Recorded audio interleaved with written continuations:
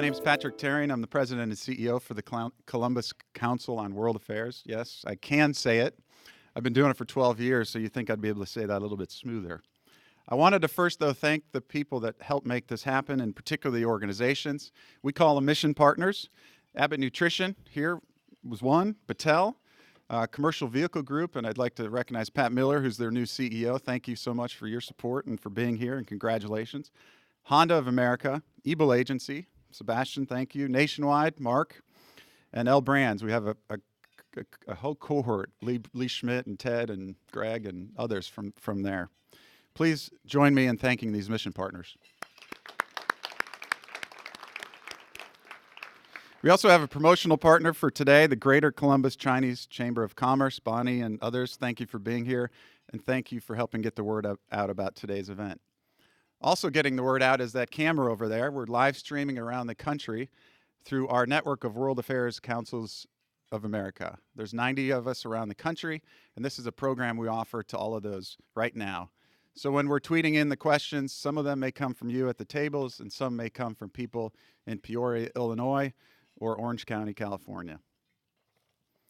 So today's topic, China, U.S. China relations. It's a big one, right? Lots of input from lots of people.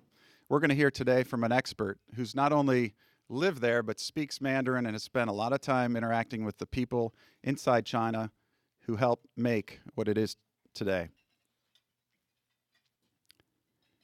The format for the presentation will be a keynote by our distinguished speaker, followed by a Q&A session over here. You've got note cards, or you can tweet, ask CCWA, and we'll feed questions in from the audience. I'd like to thank our two presenting sponsors today, Kegler, Brown, Hill, and Ritter, represented by Vanita Mira, and the Ohio State University with William Brustein and Atsuyo Yuasa here representing us. And that's OSU's, it's supported, this is important, supported in part by the U.S. Department of Education Title VI grants for the Ohio State University's East Asian Studies Center, Fisher College of Business, Center for International Business Education, and Global Gateways. It's important because when you speak with your elected officials, that's something they should fund. Well, oh, that was good. Please join me in welcoming to the podium to provide a welcome Atsuyo Yuasa. She's the Director of East Asian Studies at The Ohio State University.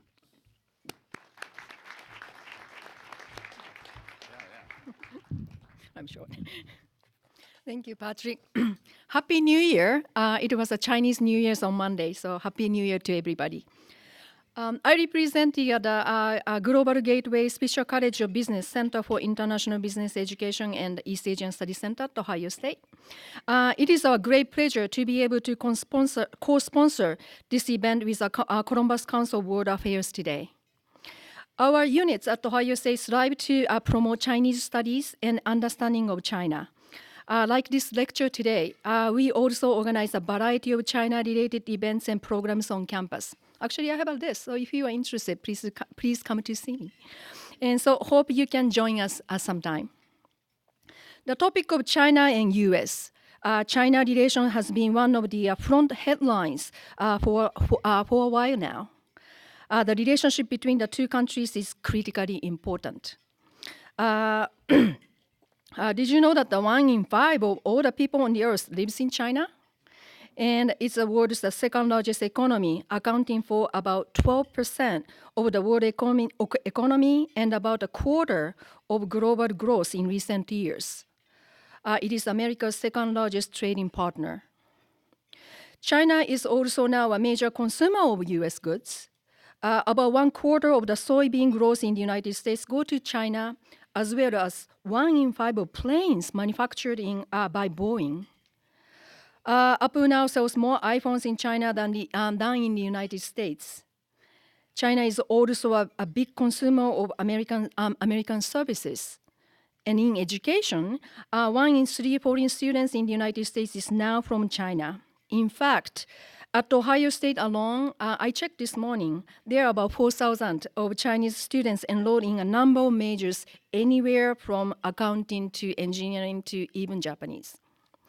So now, I'd like to introduce Ms. Binita Mehara, who is an attorney and director at Kegler, Brown, Hill, and Ryder, as well as one of the board members at the Columbus Council of World Affairs. Ms. Mehara, please.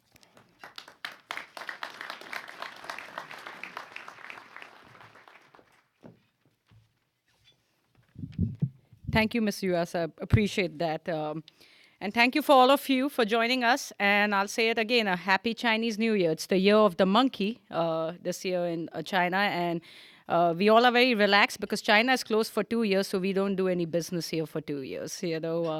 But thank you for joining us. And it's a pleasure today once again to partner with CCWA, because CCWA plays a very important role in bringing forth to the Central Ohio community critical business issues like the ones that they are going to discuss today. And when we look at CCWA's commitment to bringing about global awareness in the community, and we kind of compare that with Kegler Brown's commitment to helping our clients, to helping Ohio companies to access and leverage global markets, you will see it's very clear why we love this organization so much. And that's why we like to support Patrick and his team, because we believe that we both have global philosophies, which is so important for this market, for the Central Ohio market. So we all have heard the rumblings of the slowdown of China. It's all over the news. But today's topic, I think, is still very pertinent. And it's very pertinent for the Central Ohio region. Like Ms. Yuasa said, if you look at some of the statistics, China is actually Ohio's third largest trading partner. It must be America's second largest trading partner, but it's Ohio's third largest trading partner. We have about 4,000 plus Chinese students in OSU, and that's just in OSU. If we look at Central Ohio, we have close to 6,000 Chinese students right here in Ohio. And most importantly, for 2016, the GDP growth for China is still predicted to be at 6.5%. I mean, US, if we are lucky, we'll be at 2.1%. India is surpassing that at 7.6%. So 6.5% for this economy is not bad at all. So to learn more about China and its impact today, it's an absolute honor to have Mr. Robert Daly with us. Mr. Daly is the second director of the Kissinger Institute on China and the United States at the Woodrow Wilson Center. He began work in the U.S. China relations as a diplomat, serving as a cultural exchange officer at the U.S. Embassy in Beijing in the late 80s and early 90s. From 2000 to 2001, he was the American director of the U.S. China Housing Initiative and has testified before the Congress on U.S. China relations. After leaving foreign service, he taught Chinese at the Cornell University, worked on television and theater projects in China as a host, actor, and a writer. And most importantly, he has produced Chinese language versions of the Sesame Street, Elmo, and children's television programs. Robert, you'll be a big hit with my kids, During the same period, he also served as a commentator on Chinese affairs for the CNN, the Voice of America, and Chinese television and radio stations. He has been in China for the last 11 years and has worked with a number of Chinese and American leaders. So ladies and gentlemen, please join me in welcoming Mr. Robert Daly, Director of the Kissinger Institute of China and United States. Thank you.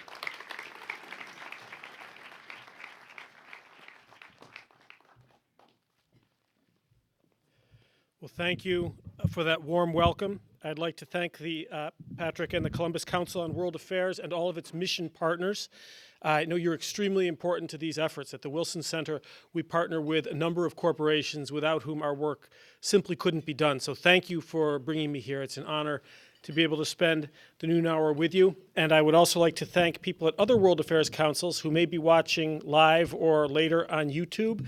The World Affairs Councils are a valued partner of the Woodrow Wilson Center, and we're very glad to have a chance to work with you whenever we can. So, short amount of time and a big topic, China and what on earth is going on. I'm sure all of you have been struck over the past year or so by the barrage of seemingly contradictory data points that flow constantly out of China, not just month to month or week to week, but on the same day in the same newspaper. Turning from page to page, we read that China is going to hell in a handbasket, and then China is going to eat our lunch again and again. How can we try to get a grip on a solid analysis of what's going on in China, and that is what I want to try to focus on today. Say, if we focus only on the news that comes out, there's a sort of a heads, tails. China good, China bad, China weak, China strong. And we see this in every aspect of life in China. So I want to quickly run through economic issues and the domestic and political situation to give you an example of that, and then suggest to you some of the ways that you might step back from this constant flow of data and put it all in context. There is a tendency in the American media to catastrophize the news that comes out of China, and we need to contextualize it, take a step back. So again, on the economic side, we see a tremendous amount of news coming out of China. We know that it matters to us. You've mentioned agricultural exports. You've seen what's happened with the Chinese stock market. Now it's China, when it sneezes, the world catches cold. So on the positive side, there's a lot of good news coming out of China. In general, Xi Jinping's blueprint for China's continued economic reform, which he put forward at the third plenum, something called a plenum. This is a very ugly word. It sounds to me like a superfluous internal organ that you'd have taken out in your mid-40s sometime. A plenum just means a national meeting at which policy is set. At the third plenum in 2013, most Chinese and worldwide economists agreed that the plan Xi put forward was workable, necessary, and that it showed careful study and understanding of China's situation. And that the hallmark of his third plenum plan was that from now on, markets will take a decisive role in the allocation of resources. And this seemed like pretty good news. We've also seen, on the good news, this is heads, not tails, the head side, services have greatly gone up as a percentage of GDP in China. Wages are up. Consumption is up. GDP growth, we're now seeing a slowdown, but as was mentioned in the introduction, it is still quite high. And even if we discount Chinese government's official statistics, as many think that we should, the most pessimistic, reasonable estimates of China's true GDP growth are down around 4%. So let's say it's somewhere between 4 to 6.5, still fairly healthy. And China is now coming out into the rest of the world. 2014 was the year in which Chinese FDI, foreign direct investment in the United States, surpassed that of the United States in China, year on year, not cumulatively. But Chinese companies are looking for markets. They're creating job opportunities. They're involved in M&A. They're investing now in the United States. So all of this would seem to be good news. But turn the page of the Wall Street Journal and you find the devaluation of the renminbi. Maybe.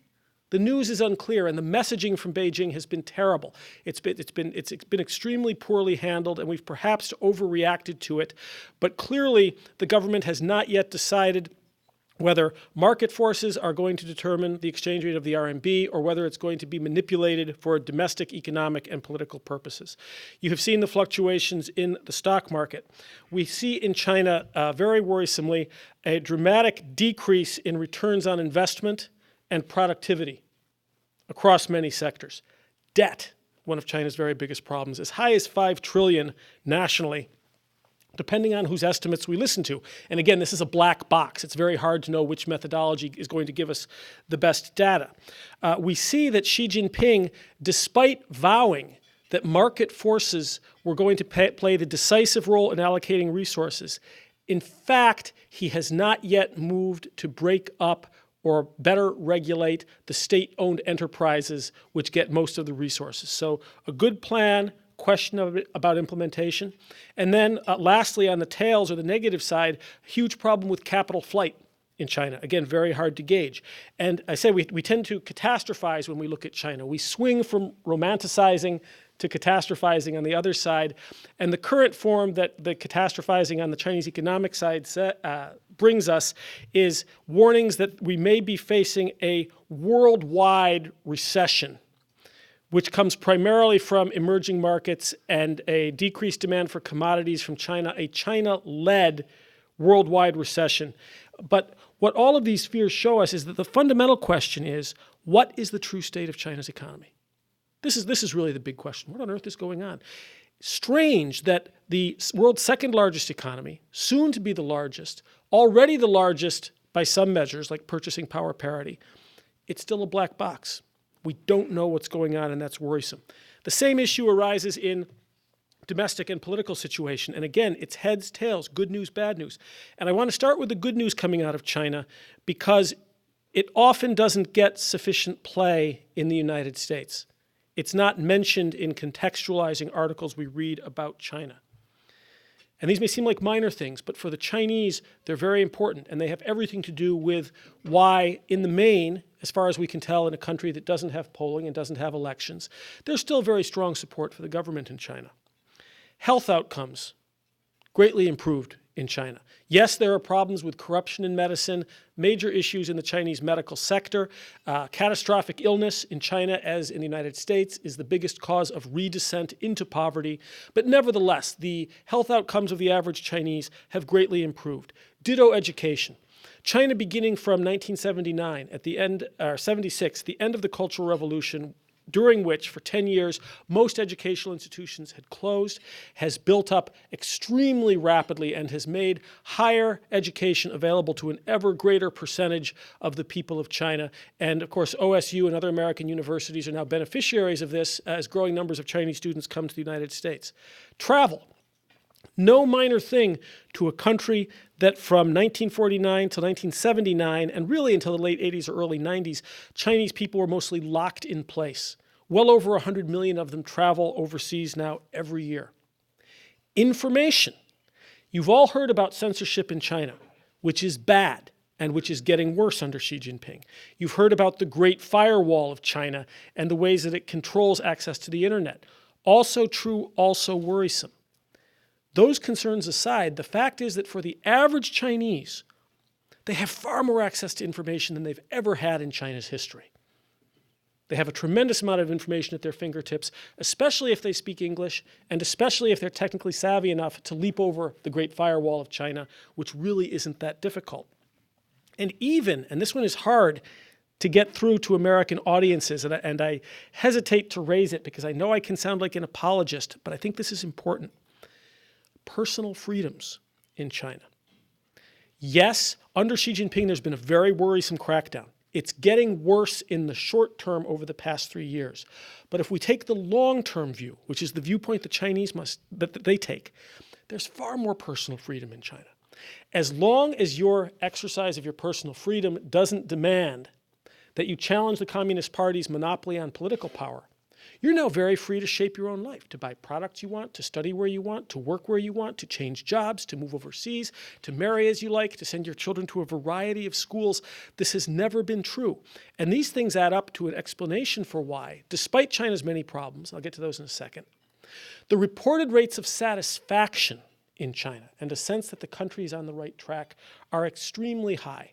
Far higher than in the United States. And yes, you immediately say, yes, but how much of that is because of propaganda? Unquestionably, some of it is about propaganda. There's a question about information limits. But some of it is also about these very real improved outcomes. So that's heads. What about tails? What's the bad news? Safety. Food safety. As a friend of mine working in China for the Consumer Product Safety Administration said, in this country, China, you can die of going out to dinner. Food safety, pharmaceutical safety, consumer products, traffic, transportation, construction sites, extremely unsafe. It's one of the byproducts of fast development. Income inequality, worse in China now than in the United States, and a major problem within the country. Pollution, I think you've all read about, especially the air pollution. I was just there in December during the worst day of the year in which you could see the pollution even indoors. It would have influenced the degree of visibility in this room. The back wall would have been fuzzy, and outside it was like swimming in coffee with a little cream in it. It wasn't black, but it's pretty nasty. And air is the easiest problem to solve. Water pollution takes much longer to solve, and most worrisomely, pollution of the soils through overuse of phosphates and nitrogen fertilizers. This is an almost unsolvable problem over the long term. China has all of those problems, and it has a water shortage problem, especially in the north, which could still be crippling. We also see indications in China that despite reported satisfaction, all is not as it would seem. In general, this is a bit of a sweeping statement, but I don't have much time today. Those who can leave do. Those who can get their children out for education do. Those who can hedge through getting capital out of China into the Caribbean, into the United States, wherever it may be, do. Not irrelevant. We also see, as I've mentioned several times, under Xi Jinping, a real crackdown on free thinkers, universities, think tanks, media, the cultural and creative class, and intellectuals, which smacks almost of a cultural revolution mentality. Just as China is educating all of these marvelous, hardworking students and encouraging universities to train more innovative people to make China a leader in the knowledge economy, China's cracking down on free thinkers in a way that indicates a severe lack of confidence from the leadership. China also has trouble at the margins. Hong Kong, Taiwan, the Tibetan Autonomous Region, which is part of the PRC, Xinjiang. There's a deep dissatisfaction. And as China itself would say, there's a big problem with corruption. This is tough. Xi Jinping bases his governance on the claim that China and the Communist Party and only the Communist Party can save China and provide the stability needed for development. This lies at the core of his leadership. Only the Communist Party can save China. But then if you ask other people in Xi Jinping's administration, well, what's China's biggest problem? Oh, that would be the endemic corruption of the Chinese Communist Party. Oh, well, how are we to square this circle? There's no explanation for that. So these problems raise another question. How fragile is China's political system? It looks like we have a very strong leader, but a fragile system. What is really going on? So these are two pretty fundamental questions. How fragile and sustainable is the Chinese political system? What is the true nature of Chinese economy? These are big questions. These are big unknowns for such an important country. And this is why I think we see this heads and tails, almost schizoid quality in American reporting on China.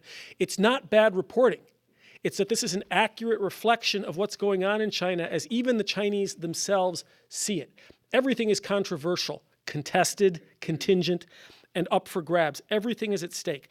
Internationally, then, the question is what kind of place or power is China becoming, and how will the rest of the world, and the U.S. in particular, respond? So, in closing, how can we make sense of this? Good news, bad news, good news, bad news, these flips of the coin.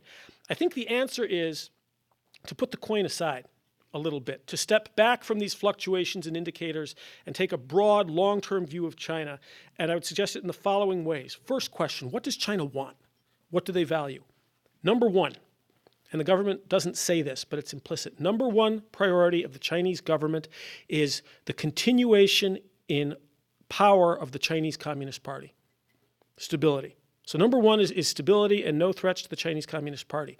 Number two, and this is the articulated number one priority, continued economic development. Development and reform is the national project. And most Chinese, all of the evidence indicates, very strongly buy into and support and are willing to sacrifice in support of this. This is something for Americans to think about. China knows what its national project is. Do we have one? Do we know what our national project is in the United States? Something that can unite everybody? Chinese disagree about the pace of development, the emphases of development, the policies. But as a national project, that's it, development. And then number three, moving up, is international power, influence, and respect. So that is what China wants. What do they fear? What does the CCP fear as it faces this very daunting set of challenges? I'm pretty confident of this one. Now, obviously here I'm psychologizing. I'm not a member of the Chinese Communist Party. I'm not part of the government. But I think that their biggest fear is the combination of high rates of inflation, high unemployment, and a housing crash. Some version of that combination is probably game over for the current political system. Most Chinese households have most of their wealth in housing now. This combination of bad inflation and unemployment was one of the things that brought down Chiang Kai-shek's Kuomintang. So in looking at all of this, I think there are a few questions you can ask yourself when you look at China and as you try to analyze, as you do your risk assessments. What does all this mean? These are the questions I ask myself when I read these things to make sure I'm not catastrophizing. One, be aware of and be skeptical of the broad frameworks we use to talk about China. The framework we use to talk about China now is China's rise, the rise of China. I don't care for this as a framework. Why?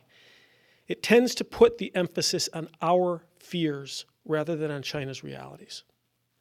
The old framework, before this framework of China's rise, we talked about China's modernization, China's struggle to modernize and its struggle with modernity. I think this is still the better framework because it emphasizes process and it emphasizes what we must never forget, that China is changing very, very fast. Nothing is written, nothing is set in stone.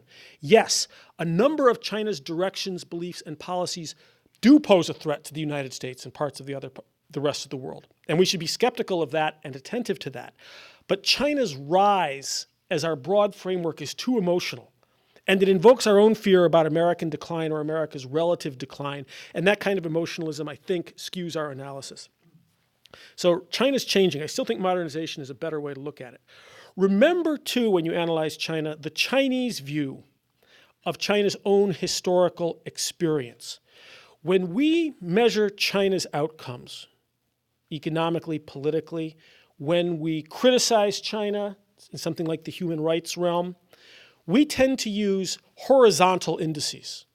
We compare China to countries in the rest of the world and we find China lacking. That's legitimate, but it needs to be supplemented by the Chinese point of view, which tends to emphasize China's own experience vertically. And the baseline which Chinese people use to judge the country's progress really is 1979. When Deng Xiaoping took over at the end of the Cultural Revolution, when there really was no economy in China, there was barely a nation. Mao Zedong destroyed the place. And so Chinese look back to then.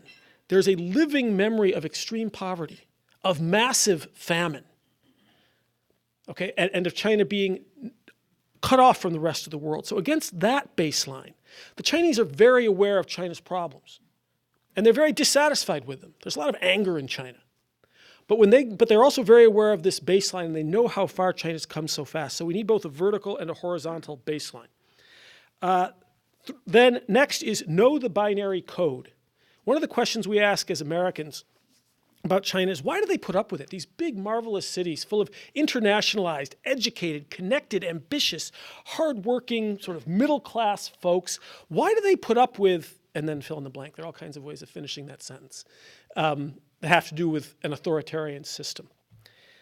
The Chinese binary code, most Chinese, in my experience, accept the government's proposition that China faces a binary choice.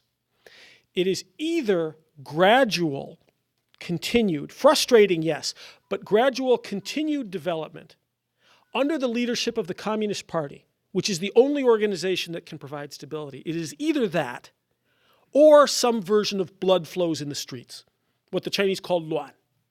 It's either stability by the Communist Party, frustrating as that is, or all hell breaks loose. And most Chinese that I know, even internationalist intellectuals, tend to accept some version of that proposition. And so this affects how much trouble they're willing to put up with, right? They get to work the moral calculus for their own nation because they're the ones who pay the price. And this is the way that they tend to see it. And we need to bear that in mind. And then lastly, and I'll close with this and then we'll go to Q&A. Remember as you read about China, because China's in for a very, very rough patch, I think politically and economically. I think we're going to continue to see a fair amount of bad news coming out of China. I think that with the kind of crackdown that Xi Jinping is carrying out indicates that he does believe he oversees a very fragile system. One of the biggest worries that I have is that the people I know in media, in culture, in universities and think tanks, they've fallen silent. I don't know if you see this in business or if you see people in government. Nobody wants to talk anymore. They are reserved and fearful in a way that they haven't been since right after the Tiananmen massacre in 1989. Because of the anti-corruption campaign and because of a growing what looks like a cult of personality, they don't know where the finger comes next, and so people have gone silent. We're going to hear more about the problems in China and human rights. But while all of that is true and important, remember that not all of China's problems are ascribable to the nature of the governance of the Chinese Communist Party. It tends to be implicit in American reporting in China, whether it's pollution or the problems of income inequality or the Chinese demographic problems, there's usually an implication that this is all because of the incompetence of the Chinese Communist Party. It's not true. This is a vast, poor, developing nation full of human beings. and they would have the same set of problems. They might manage them differently, sometimes better, sometimes worse, under a different government. So we need to be very careful not to always ascribe China's problems to a form of governance that we don't like. And we tell ourselves these stories sometimes because they're true and sometimes because they flatter ourselves. A lot of these are problems any large, vast developing country would have, and we need to always bear that in mind. And with that, I will stop right at 12:35, which is when Patrick told me to, so that we can hear from all of you and continue the discussion. Thank you.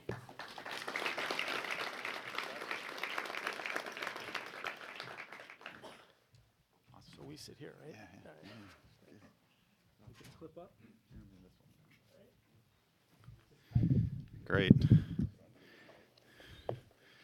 First person today that did what I asked.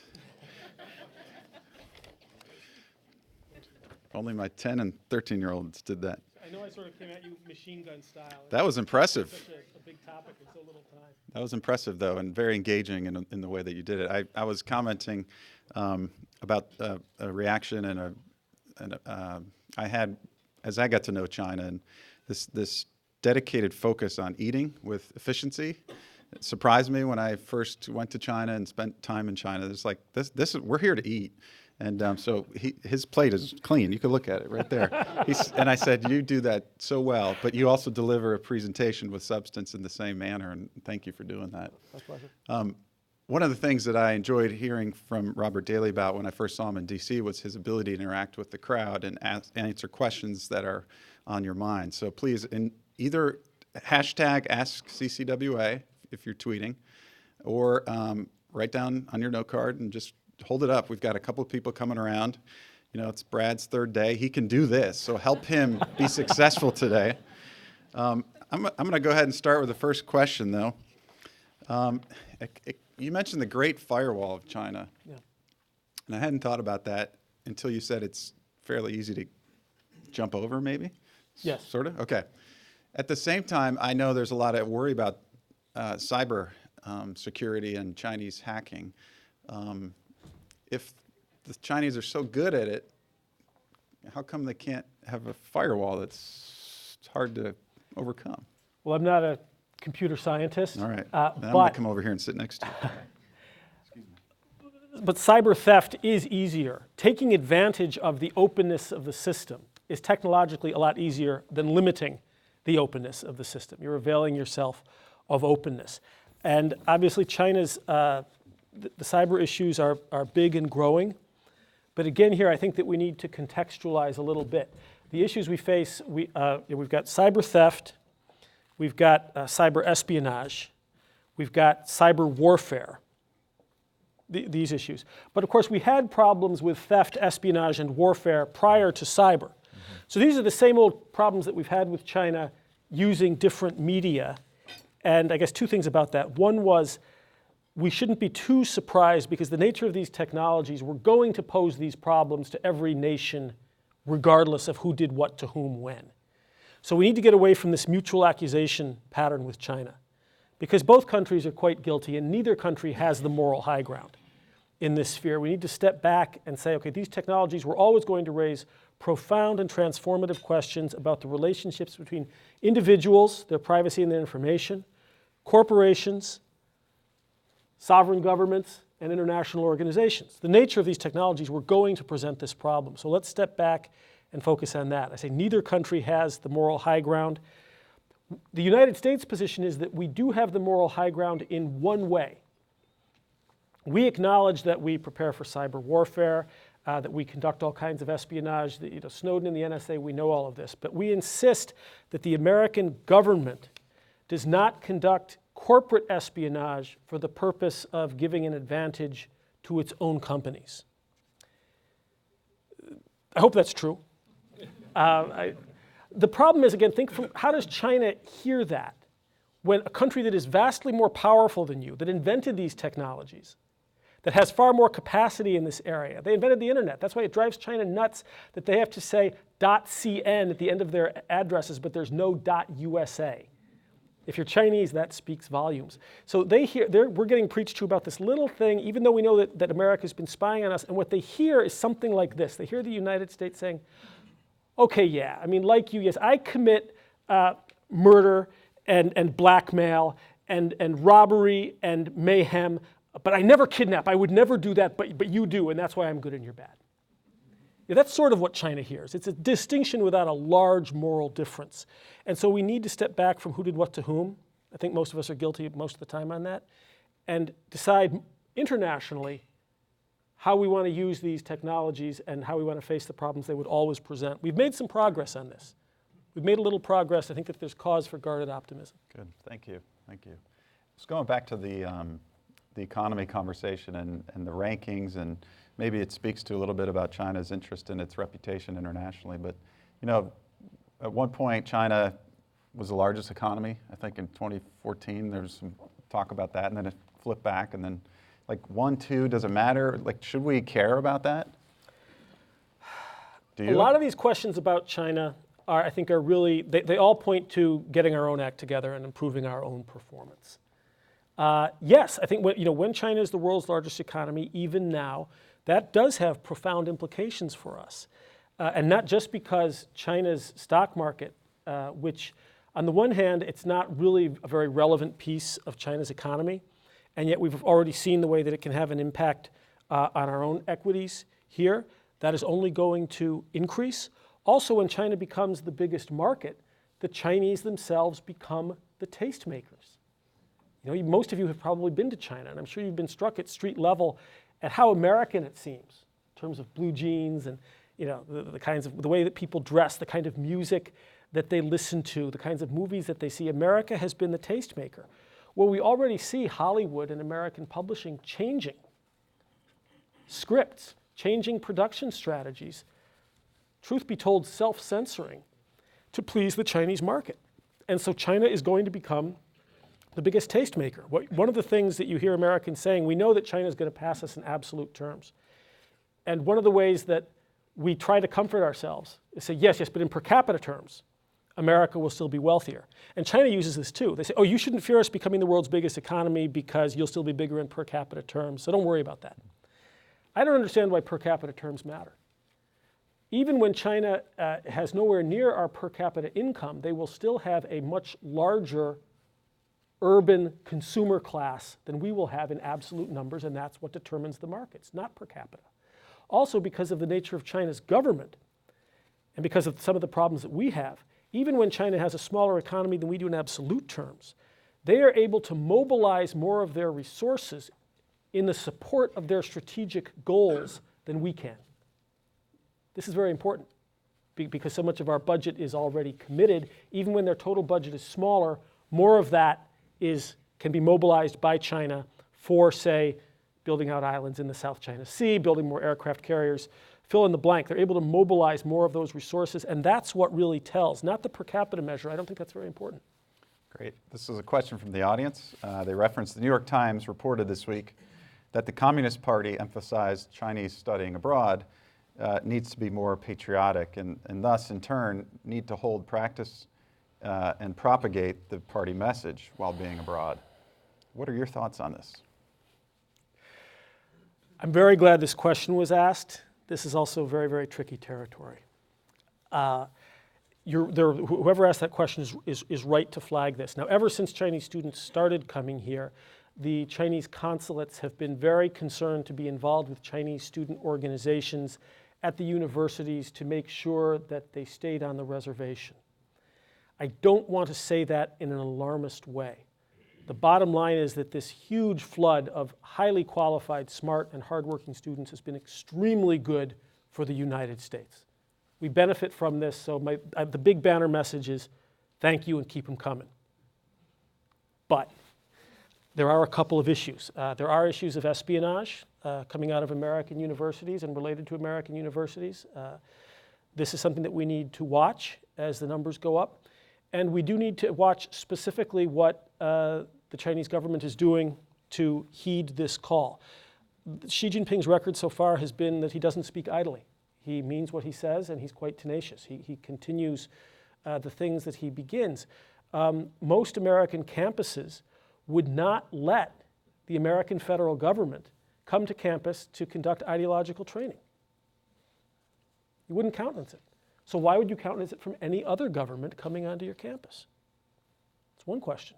Why let them on? If you wouldn't let the American feds in for the same purpose, why would you let another government come in? Again, this is dangerous territory, I know, but I think the question has to be asked. Especially, please do go back and read that New York Times article. We need to be skeptical. We also see, and I've worked, I was 6 years with Johns Hopkins University, 6 years with the University of Maryland campus, College Park, worked for Cornell and for Syracuse. We see in the universities, and I know that we have Ohio State University, the Ohio State University. Johns Hopkins is also the Johns Hopkins University. These definite articles are getting more important.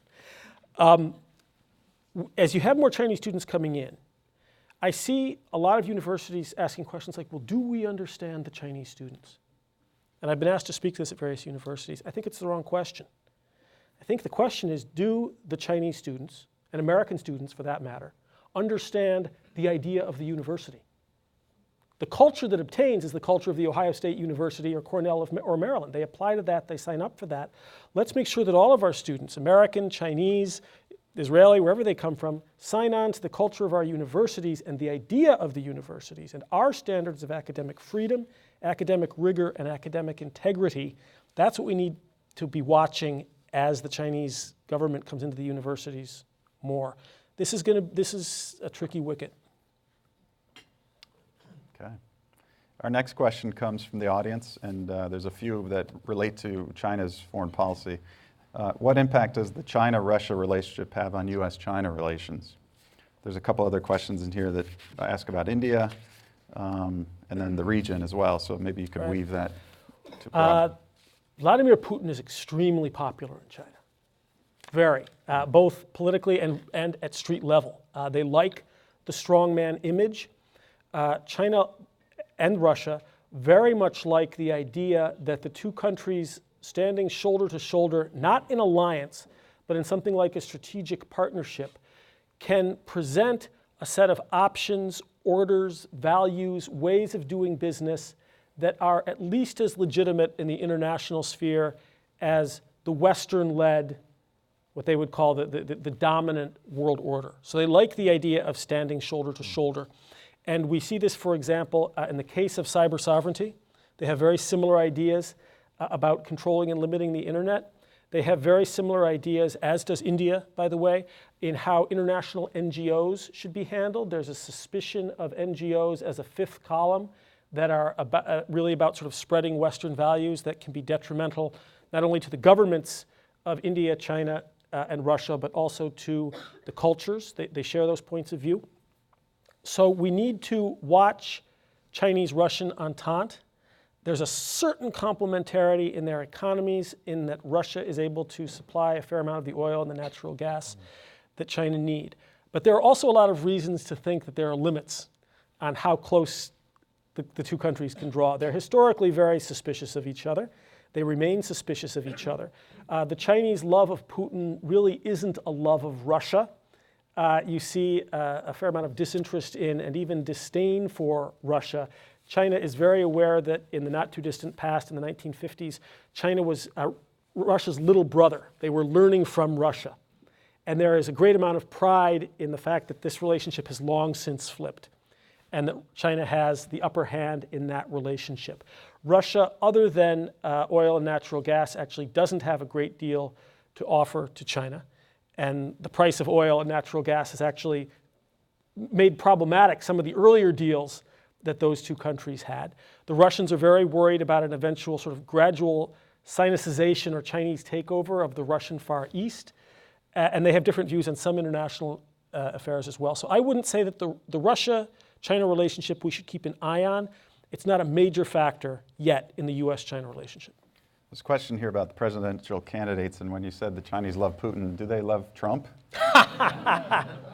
or how are the candidates looking if you were in the eyes of a Chinese?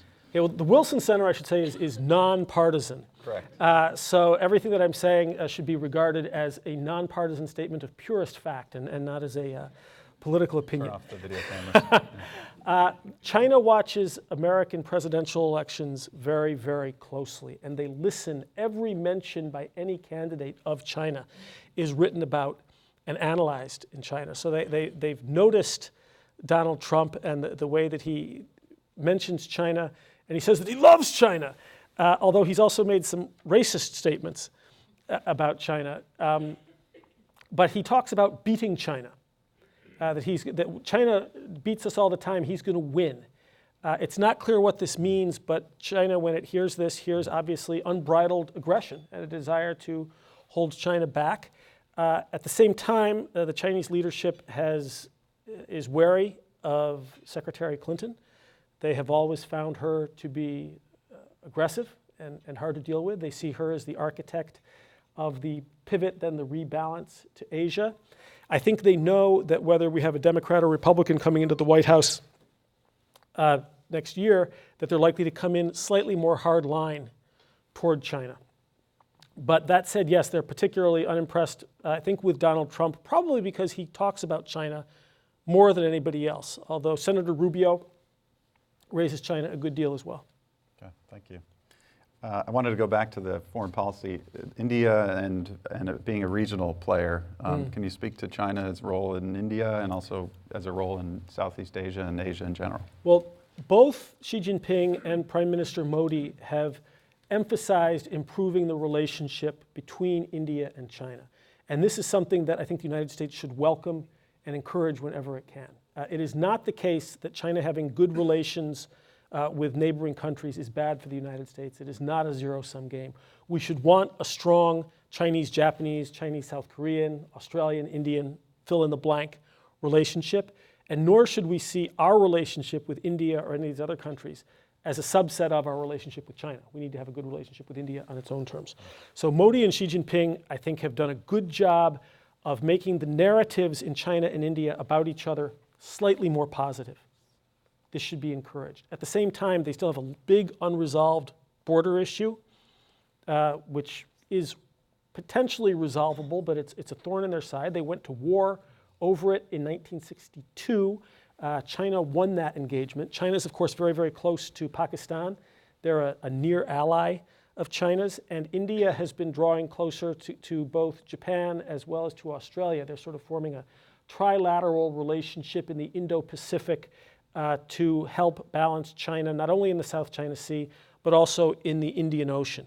So this is, I think most of the news has been positive in the relationship between China and India. We should encourage it, but India is extremely wary of China's growing power, and China is also, I think, still rather dismissive of India in many ways, and wary of India as an Indian Ocean power, and they worry about the border a lot. Good, thank you. One of the things that's related that this question came to highlight is having heard quite a bit about the growth of China's presence in Africa. Can you speak about it? FDI efforts and whichever, and something else that I can't quite read, but talk about where is China and why are they investing in other countries? Well, the Africa story is changing a bit. For the past 20 years, this has been, I would say, largely a bright spot for China's foreign policy. There has been a tremendous amount of investment in Africa, building of cities, towns, infrastructure, highways, rail, airports, opening up of mines. So China has been the single biggest investor in Africa. We, for most of that period, had more trade with Africa. All that has since shifted. But the investment story has been the story of China. They have gotten some blowback in Africa. You hear complaints about neo-colonialism, that most of the Chinese investments are really about resource extraction. And resource extraction, the neo-colonialist critique goes, followed by the export from China of finished products at high prices to Africa. This is the essence of colonialism. A lot of Chinese companies, furthermore, hire primarily Chinese, so they don't necessarily hire very many people in Africa. They don't always have world-class standards of labor protection or environmental protection, so there have been critiques of this kind. Two things about that, well, maybe three things. One, it's broadly speaking true. There's a legitimacy to this critique. China has heard this. China is adapting its behavior in Africa. One of the big stories about China is we are seeing China learn to become a world power. It's adapting. We often miss that story because we love to hear in South America or China, that China is neo-colonialist. We like this story, so we tend to amplify it. And then we miss the fact that China is learning and adjusting, and that China, in fact, has far more coherent policies in South America and Africa than we do, and is actually doing far more there. China also did a lot to combat Ebola, as did we, but they sent an enormous number of medical personnel. They took risks to help with that issue. So China is providing more and more international public goods. The story over the past year has been that China started a lot of these projects in Africa and is now pulling back because its demand for natural resources is drying up. And so Africa had geared up to be a supplier to China. That was a major economic driver, and now it's gone and they're hurting. So it's like everything with China, it's a story about change, and you've got to stay on top of these things. Great, thank you. I'm curious also to learn a little bit more about, in China, relationships are at the top. And you've had a relationship with China for a long time. I mean, a personal relationship. You live there, you speak Mandarin. Mm-hmm. Some of the things you mentioned are, like, whoa, worry about these pieces of the U.S. China relations. And I'm wondering, you've committed your life to learning and spending time in China. What drew you into this role? Nothing drew me into it. It was pure serendipity. I graduated from college. I was semi-employed. I joined the Foreign Service for lack of anything better to do, and the U.S. government said, you're learning Chinese, you're going to China. So I don't have one of these stories. You ask people, say, ever since I was little, I saw Chinese characters, and I fell in love. I mean, like most Americans, I saw Chinese characters, and I thought, I don't know what that is, but it's got nothing to do with me, and I just was terrified of this stuff. So it was pure luck. I got there first in '87. Certainly had no idea of what China was going to become. I foresaw nothing, so take any prognosticating I do with a huge grain of salt. I mean, nobody really saw China coming. It was sheer luck. The one thing that made a huge difference was I worked very, very hard at Chinese language. Mm-hmm. And that sort of became my ticket, and that has made all the difference. And that's why, not only OSU is doing great work. I went this morning to a school in downtown Columbus where, you've got, as far as I can tell, having seen these projects in Nebraska, in Washington, around the country, you've got an emerging K through 12 Chinese language capacity in public schools that is as good as any in the country that really needs your support. And you need, through that and through OSU, to make sure that you are providing students who want it with a really broad background in Chinese, both so that your companies have people who can go and be effective there so that you can attract Chinese companies here. But when you talk about what's attractive, more importantly, because nobody frames their life around what the market wants or what the national interest is. You do things because they're fun, right? China's fun. I have the privilege every day of going to work on some of the most important questions in the world right now, and it is endlessly fruitful and enriching at the personal level. And you need to train people in the Chinese language and the Chinese culture to be effective. I'll give you one example, then, because I know we're running out of time, but I'll talk about this at OSU later. I recently saw an article in a Chinese newspaper about China's plans for the economy. And any American company, anybody who was doing projections or risk assessment who wanted to understand China in any of your companies, they would have to read this article. And the title of the article was 润物细无声. So what does that mean? It means literally wet things, delicate without noise. So if you've got somebody who's just trained in economics, they can't make heads or tails out of that. It's from a line of Tang poetry, 8th century Du Fu, about how in the spring when the early light rains come, those are really the ones that are going to nurture the great harvest, which is an analogy for the slowing down of the Chinese economy, the need to conduct structural reforms such that you have slower but more stable growth. And if you've just got a hotshot economist who can read business articles in Chinese, they are not going to know what that means. They need a broad sinological background that includes the language, that includes poetry, that includes history, or you can't be a good economist. So as far as I can tell from this one-day snapshot, I mean, Columbus, you're already doing the job at the schools, but they need help too from your mission partners, from the World Affairs Council, and obviously anything we can do to help with that at the Wilson Center, we're glad to do it. Great, sounds good. We'll start working on the economists, teaching them theater. Tang poetry, yeah. Tang poetry. Ladies and gentlemen, please join me in thanking our distinguished speaker, Robert Daly.